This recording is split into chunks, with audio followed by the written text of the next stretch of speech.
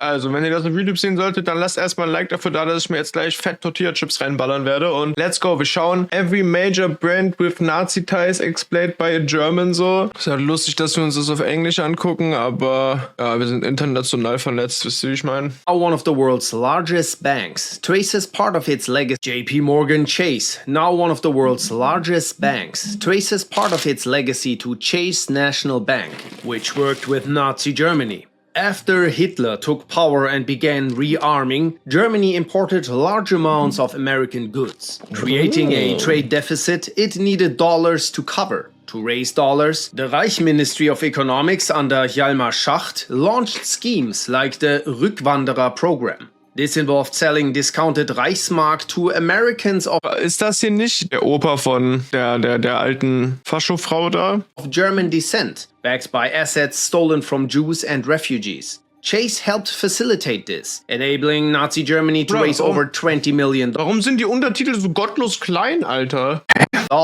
It also froze Jewish accounts in France and discounted Reichsmark to Nee, das ist aber auch scheiße hier. Okay, never mind.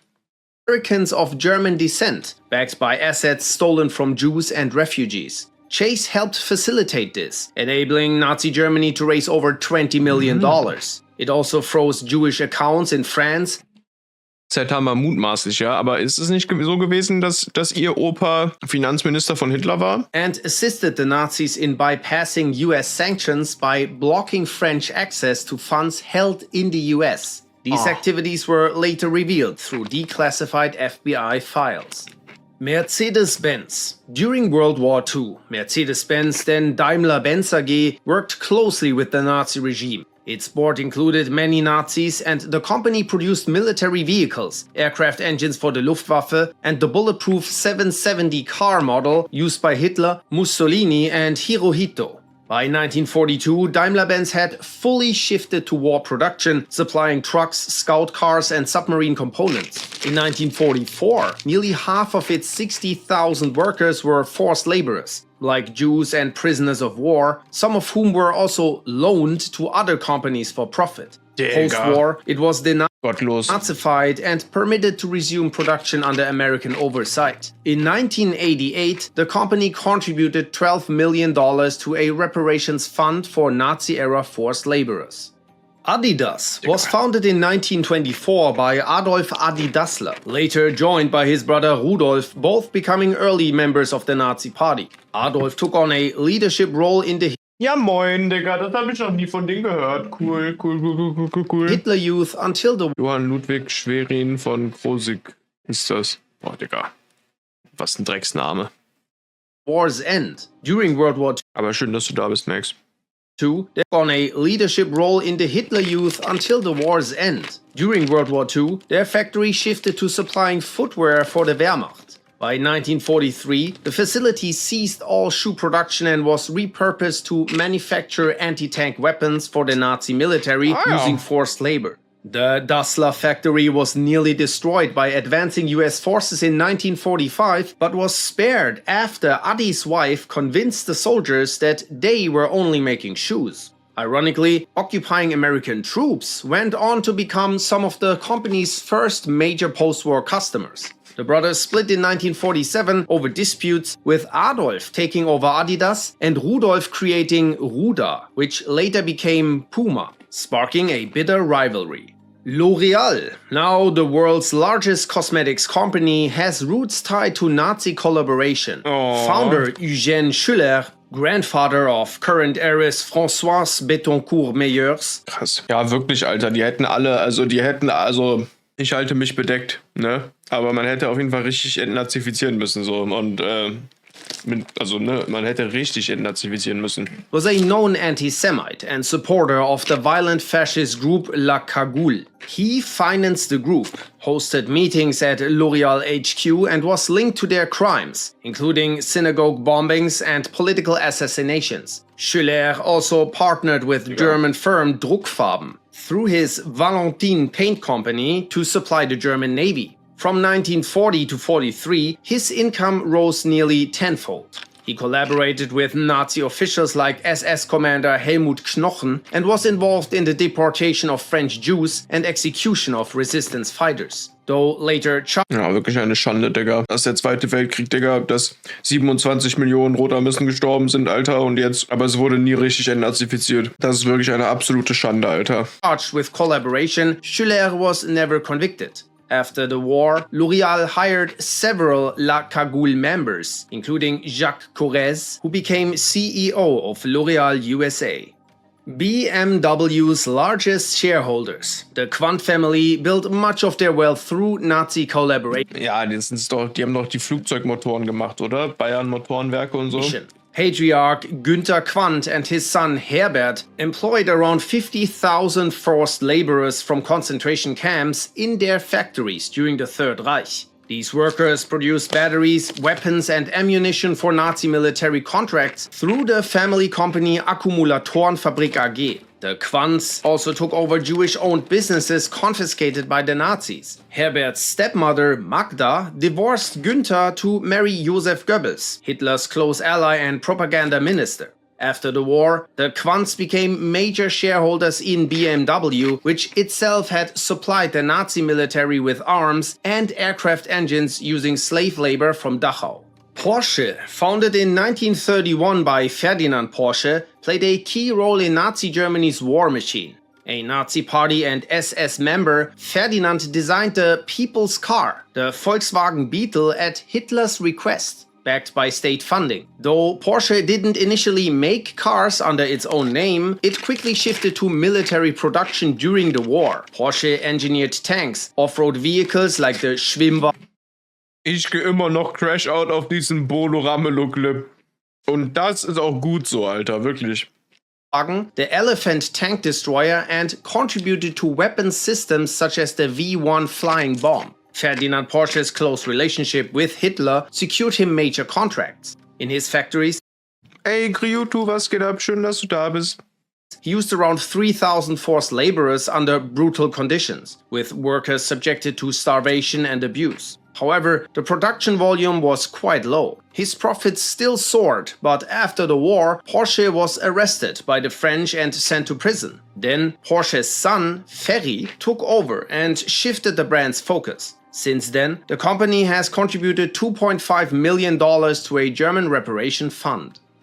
Volkswagen was established in 1937 by the German Labor Front as part of the Nazi regime's Strength Through Joy program, with the goal of producing an affordable car for the German people. Designed by Ferdinand Porsche, this car became the Volkswagen Beetle. While Porsche did a lot of the design work, Volkswagen did all the big-scale production in their factories. As war broke out, the company shifted to military manufacturing, producing vehicles such as the Kübelwagen and the amphibious Schwimmwagen, Die Kübelwagen sind wieder zurück in Produktion, oder? as well as the V-1 flying bomb. At the Fallersleben plant, Volkswagen used 15,000 forced laborers, many of whom were concentration camp inmates supplied by the SS. Historians have estimated about 80% of the company's wartime workforce consisted of Here we go again. slave labor. Plant managers actively requested prisoners from camps like Arbeitsdorf, and conditions were so severe that many died from overwork or starvation. After the war, the Volkswagen factory was captured by the Americans and handed over to the British. It wasn't until 1998 that Volkswagen formally acknowledged its use of slave labor and created a $12 million reparations fund for survivors. Ja, Digga, viel zu wenig, viel zu spät, Digga. Einfach Quitschi-Quatschi. Symbolpolitik. Audi, then known as Auto Union, was Germany's second largest car maker and shifted to military production during World War II, building tanks, aircraft engines and submarine parts. It exploited over 18,000 forced laborers, including 3,500 concentration camp inmates, many of whom worked in brutal conditions at sites like Leitmeritz. Thousands died, some executed or perishing during forced death marches from the camps, aiming to prevent their liberation and hide evidence. After the war, Auto Union's factories were bombed, its equipment moved to Bavaria, and by the late 1950s, Daimler-Benz bought 88% of the company. In 1964, it became part of Volkswagen. A 2014 report confirmed Auto Union's moral responsibility for 4,500 deaths at Leitmeritz. Audi later admitted its leadership had been unaware of the full scale and created a compensation fund for survivors and descendants. IBM, through its German subsidiary Dehomark, provided the Nazis with punch card and data processing machines Chillig. starting in the early 1930s. These machines were essential for Nazi censuses and tracking systems that identified Jews and other targeted groups across Germany and occupied Europe.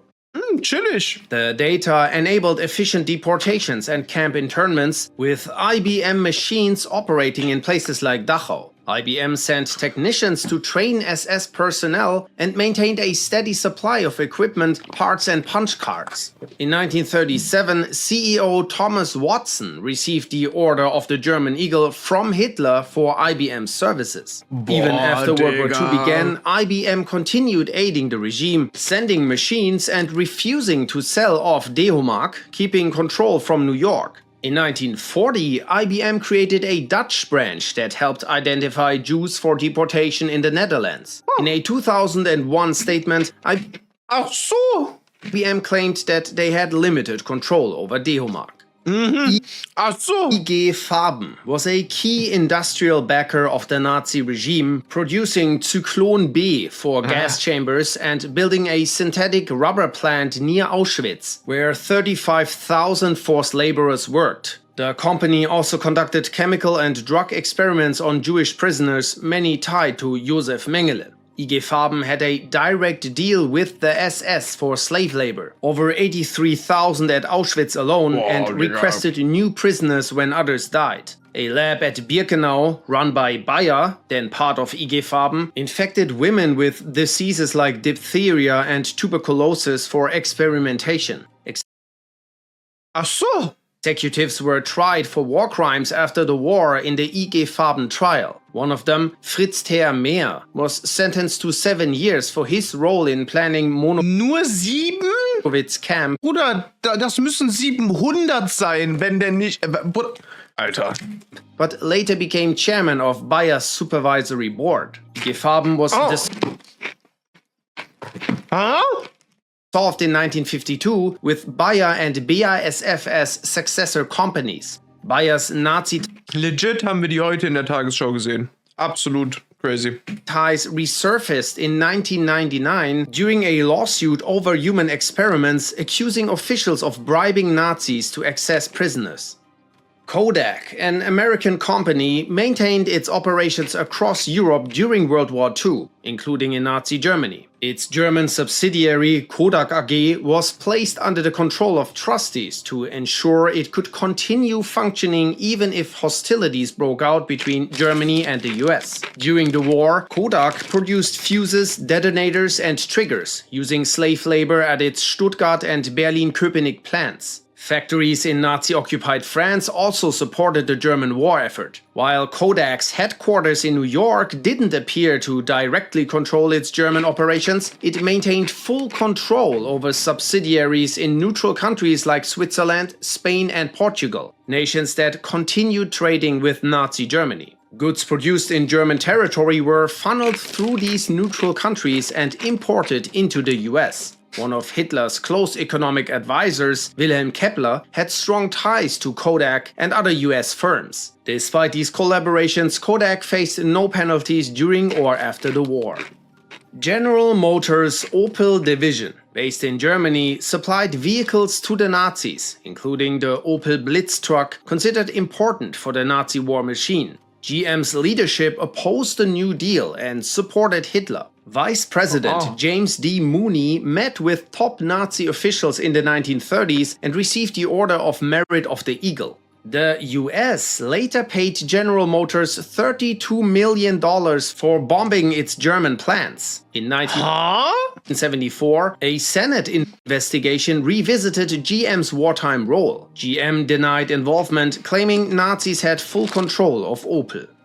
Siemens exploited forced labor during World War II, operating factories in Auschwitz, Ravensbrück and Lublin, using concentration camp prisoners rented from the SS. At Ravensbrück, Siemens built production barracks for arms, telephones. Digga, diese Kapitalisten werden uns einfach wieder in die Ostfront schicken und wieder so genau die gleiche Scheiße machen, mutmaßlich, oder? So, like, also nicht die gleiche Scheiße, aber like, wisst ihr, wie ich meine? Denen geht's ja nur um Profit und es ist schon mal passiert, es kann wieder passieren. So, das ist like, holy shit, Alter. And radio equipment. By late 1944, it had nearly 400 relocated plants across Germany and occupied territories to avoid Allied bombings. Conditions in Siemens-run camps included starvation and death. High-level Siemens officials coordinated directly with the SS to maintain wartime production.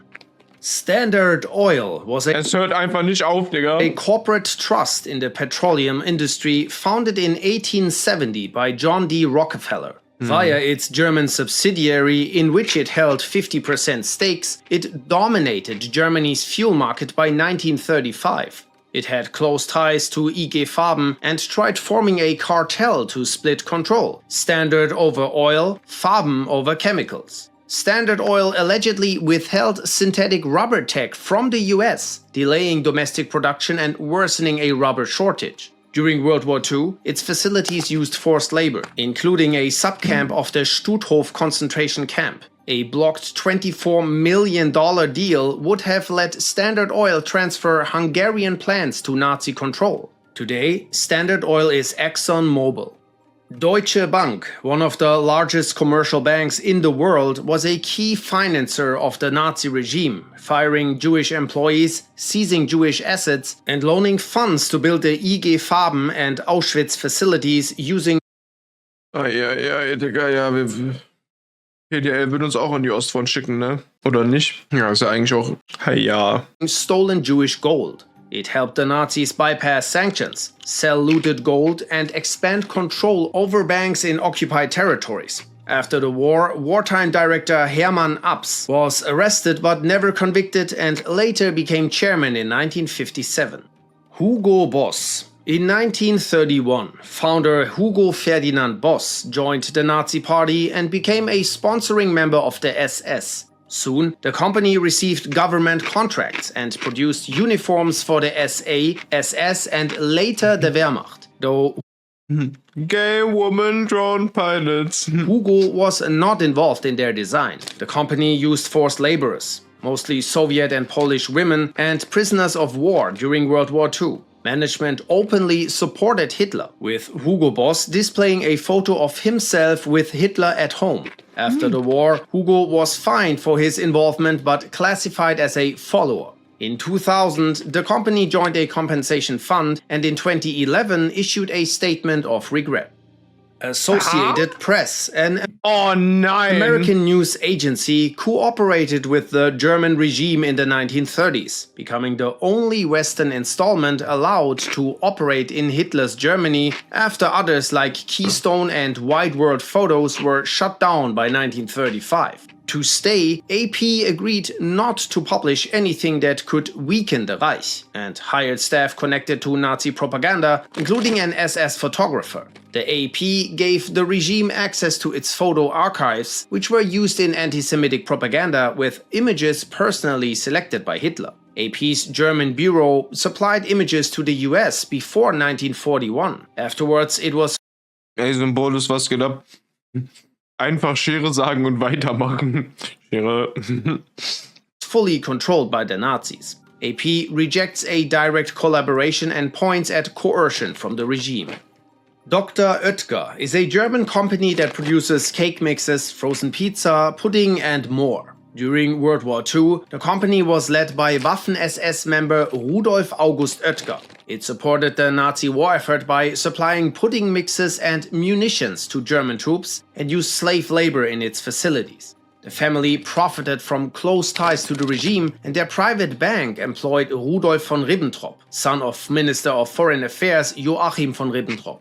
Rudolf August claimed he didn't know the extent of the concentration camps despite training in one. He was detained only for his role in the Waffen-SS but was exonerated by an internal subcommittee.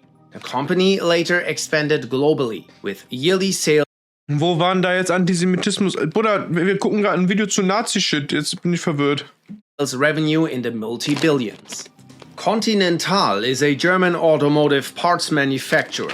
Under Nazi rule, its leadership was required to join the party, and the company became a key part of the Nazi war economy and used about 10,000 forced laborers, including camp prisoners. In Sachsenhausen, detainees were forced to test rubber soles by walking up to 25 miles daily under threat of death. Lufthansa, now one of the world's largest airline groups, was closely tied to the German regime during its early years. In 1932, it provided Hitler with a free campaign aircraft, helping the Nazis gain a propaganda edge through faster travel. Erhard Milch, Lufthansa's head and a Nazi party member, was later appointed by Göring to lead the aviation ministry and was convicted of war crimes. The airline secretly supported German rearmament, acting as a disguised air force and photographing the British coast for invasion planning. During World War II, it used over 10,000 forced laborers to build and maintain aircraft and radar systems under harsh conditions. After the war, the airline was dissolved and later refounded in 1953. Ford's German and French subsidiaries, Ford-Werke and Ford SAF, produced military vehicles and equipment for the Nazi regime, with Die Ford-Werke sind in Köln. Ford-Werke using over 12,000 forced laborers by 1944. Oof. Founder Henry Ford was a known anti-Semite, author of The International Jew, praised by Hitler in Mein Kampf, and awarded the Grand Cross of the German Eagle in 1938. While Ford himself had little direct involvement by the war's later years, his company's German arm maintained ties to Nazi officials and supported the war effort. In the year 2000, Ford-Werke paid up to 26 million into Holocaust labor victim funds. Fanta. Before World War II, Coca-Cola was highly popular in Germany, and the company even sponsored the 1936 Berlin Olympics. Once the war began, the German subsidy was cut off from the Coca-Cola syrup due to Allied embargoes and Nazi trade restrictions. Facing shortages, managing director Max Kite created a new drink using available local ingredients, mainly whey and apple pulp. Named Fanta, short for fantastisch, meaning fantastic or awesome, it was launched in 1941 and became popular in wartime Germany. The drink had no ties to military production and continued through the war. When the United States joined the war, all official contact between the Coca-Cola company and Max Kite's German branch was cut off. But he continued to sell Fanta Endlich mal ein Video ohne Holy. to the German public, making large profits for the company. After the war, Coca-Cola regained control of its German subsidiary, registered Fanta in the US in 1949, and expanded the brand globally. Nestlé, a Swiss food company, operated in Nazi Germany and other German-controlled areas during World War II, continuing production throughout the war. Though not involved in weapons, its German branches supplied food to civilians and the military. Nestlé fed both sides, holding contracts with the German army, and saw rising sales during the war. Maggi, now owned by Nestlé, secured an exclusive Wehrmacht supply deal and used forced labor from Nazi-occupied countries. Nestlé's Swiss leadership maintained ties with both Axis and Allied powers, ensuring the company's survival. After the war, it expanded rapidly into a global food conglomerate.